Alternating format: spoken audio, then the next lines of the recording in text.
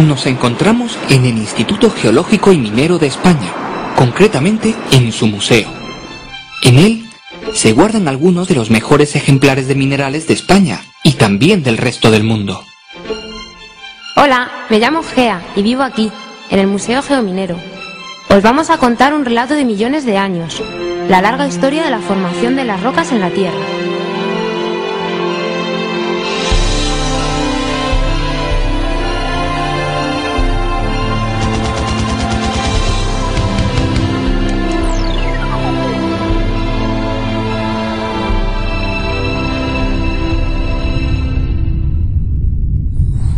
Los minerales son los componentes básicos no solo de nuestro planeta, sino también del resto de planetas y asteroides que se encuentran en el universo. ¿Pero qué es un mineral? Podemos definir mineral como un elemento o compuesto químico que tiene estructura cristalina y que se ha formado como resultado de procesos naturales. Los minerales se agregan unos a otros para generar los cuerpos sólidos que conocemos como rocas. Los minerales que forman las rocas pueden ser diferentes, aunque algunas rocas tienen solo minerales de un mismo tipo. En la superficie de la Tierra podemos encontrar una gran variedad de rocas, muy diferentes entre ellas en función de qué procesos geológicos han intervenido en su formación. ¿Pero podemos agruparlas de alguna forma? En términos generales, la mayoría de las rocas se pueden incluir dentro de tres grandes categorías. Por una parte, las rocas sedimentarias, que se forman en la superficie terrestre. Por otra parte, las generadas en el interior de la Tierra, que son las rocas ígneas, formadas al enfriarse un magma. Y por último, las rocas metamórficas, que son el resultado de la transformación de cualquier otro tipo de rocas. ¡Ah! Así que las rocas se mueven, pero muy despacio. ¿Cómo lo hacen? Para comprender cómo las rocas pueden moverse y transformarse unas en otras, tenemos que considerar la estructura de la parte más externa del planeta, es decir, la litosfera, formada por la corteza y la parte superior del manto terrestre, la astenosfera. Esta litosfera no es continua, sino que se encuentra fragmentada en diferentes placas, colocadas sobre la superficie del planeta a modo de un enorme puzzle. Las placas se regeneran constantemente, es decir, tienen zonas donde se produce litosfera, mientras que en el extremo opuesto las placas se destruyen.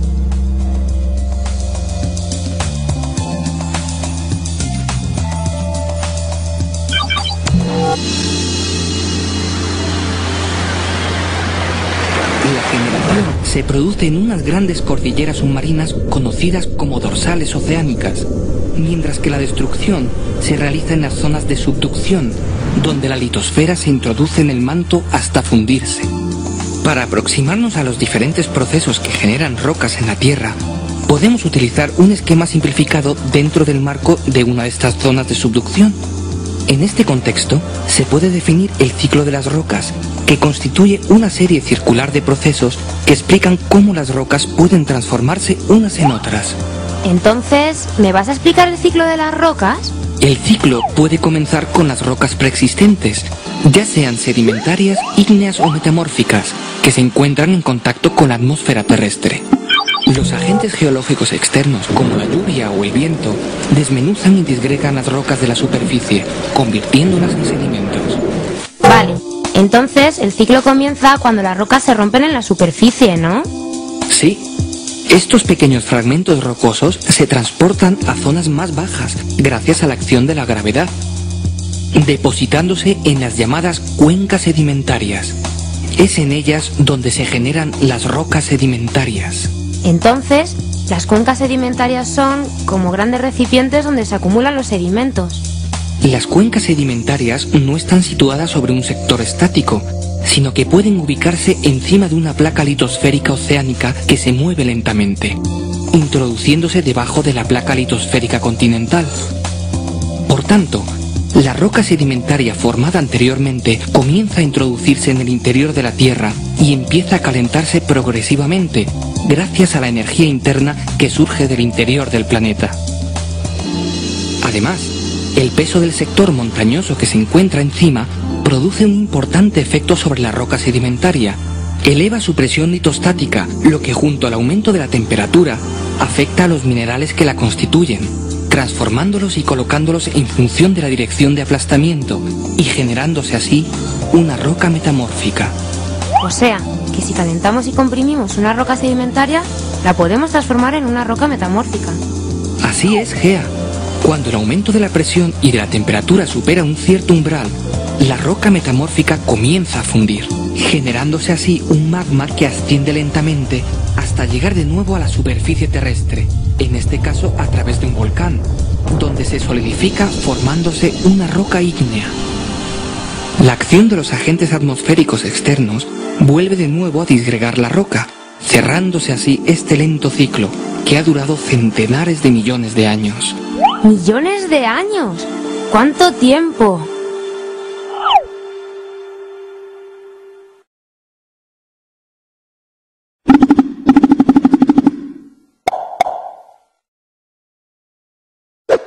A mí me gustaría saber algo más de las rocas. ¿Me puedes contar cuántos tipos hay de rocas sedimentarias? Las rocas sedimentarias se forman en la superficie de la corteza terrestre y pueden ser de tres tipos: detríticas, químicas y orgánicas. Las rocas sedimentarias detríticas se forman a partir de procesos de erosión, transporte y sedimentación de granos de minerales o de rocas, llamados clastos, que viajan desde las áreas fuentes generalmente elevadas hasta las cuencas de sedimentación que se encuentran a una menor altitud. El proceso se realiza por la acción del aire, el hielo o más comúnmente el agua, apoyado siempre por la fuerza de la gravedad. Así que es el agua el agente más importante para formar estas rocas, ¿no? Sí, el medio acuoso puede transformar clastos con tamaños muy variables, desde pequeñas partículas en suspensión hasta voluminosos bloques. La energía del agua disminuye progresivamente desde las zonas con mayor pendiente hacia las zonas más bajas, por lo que en la cuenca de sedimentación los sedimentos más gruesos alcanzan poco recorrido, depositándose cerca del continente y generando las rocas sedimentarias conocidas como conglomerados. Los sedimentos de tamaño medio avanzan algo más, formando las areniscas. Por último, las partículas más pequeñas, es decir, las arcillas, alcanzan la mayor distancia, sedimentándose a gran profundidad lejos de la costa y formando las rocas sedimentarias conocidas como lutitas. Qué curioso, en las zonas más profundas solo hay lutitas. Bueno, no solamente.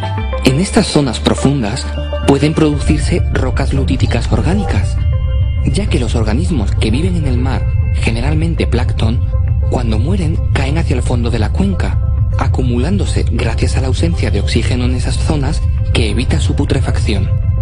Esta materia orgánica se mezcla con los sedimentos arcillosos y posteriormente comienza a transformarse cuando la acumulación de capas sucesivas hace aumentar la temperatura de la roca, generándose así el petróleo, que puede migrar en estados más avanzados hacia rocas porosas que constituyen las rocas almacén de petróleo. ¿Y las rocas sedimentarias químicas se llaman así porque se forman en un laboratorio? No, Gea, no. Las rocas sedimentarias químicas se forman a partir de la precipitación de ciertos componentes químicos disueltos en el agua. Por tanto, a diferencia de las rocas detríticas, las partículas que constituyen una roca sedimentaria química se forman en el mismo sitio donde se forma la roca, es decir, en la cuenca de sedimentación. Por ejemplo, el yeso se forma en ciertos lugares donde el agua permanece estancada. La evaporación concentra el sulfato cálcico lo suficiente para que precipiten pequeños cristales que caen al fondo por gravedad, acumulándose así pequeñas capas que pueden dar lugar a grandes espesores si el proceso se repite varias veces. Entonces, ¿la roca sedimentaria química más abundante es el yeso? No, las más abundantes son las calizas, que se generan a partir del carbonato cálcico que se encuentra disuelto en el agua. Este compuesto químico proviene en muchos casos de la disolución previa de restos de caparazones y conchas de organismos que vivieron en ese medio acuático. La precipitación de este carbonato genera, a diferencia del yeso, cristales microscópicos pero muy abundantes que se acumulan formando una especie de barro, que puede incluir también restos de conchas y caparazones. La precipitación se produce por cambios en las condiciones físico-químicas del agua, es decir, por variaciones en parámetros como la temperatura, la salinidad, el pH, etc.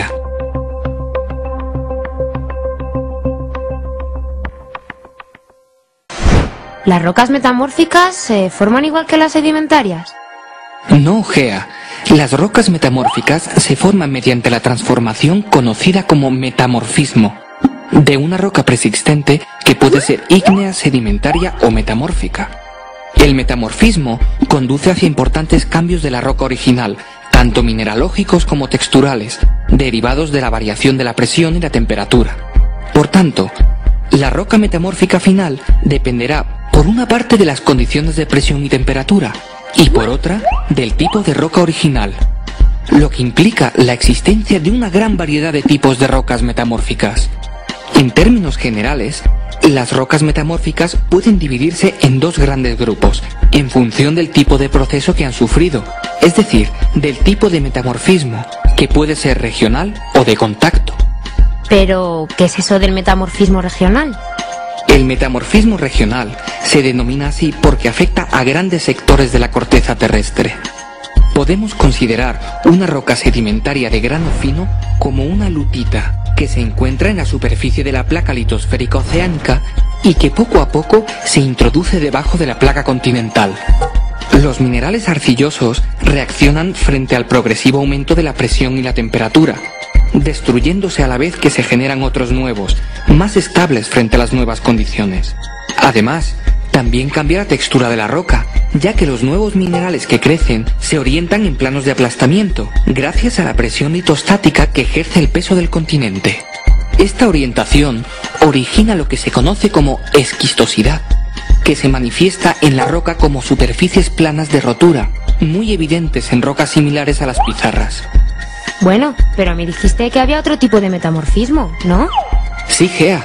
Aunque es mucho menos importante que el regional, el metamorfismo de contacto se produce cuando la placa litosférica comienza a fundirse al alcanzar una gran temperatura y llegar a una determinada profundidad.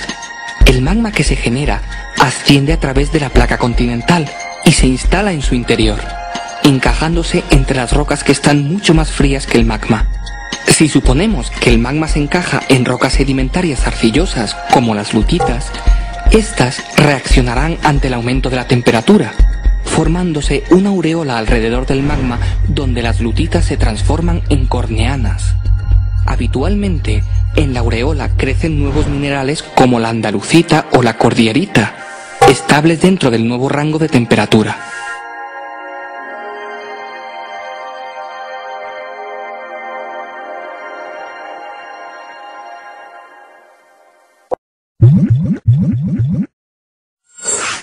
Antes me has hablado de magmas. ¿Existe alguna roca que se genere a partir de un magma? Claro, Gea. Las rocas ígneas se forman a partir de la solidificación o cristalización de magmas. La composición química del magma y la forma en que viaja por la corteza terrestre, junto con la velocidad de enfriamiento, determinan la composición y características finales de la roca. Estas características incluyen el tamaño de grano, la forma de los cristales, el contenido relativo de minerales y, por tanto, el color. Dentro de las... Ya casi me puedo imaginar cómo se forman las volcánicas. Si el ascenso del magma se produce rápidamente porque es más fluido que el anterior o porque encuentra mejores caminos en su recorrido, puede llegar a la superficie terrestre y salir al exterior formando coladas de lava que al enfriarse formarán una roca volcánica como el basalto. Como la temperatura desciende muy rápidamente, el magma se enfría bruscamente, de forma que los minerales tienen poco tiempo para formarse, adquiriendo un tamaño muy pequeño o formándose un vidrio llamado obsidiana, que es una sustancia amorfa sin estructura cristalina.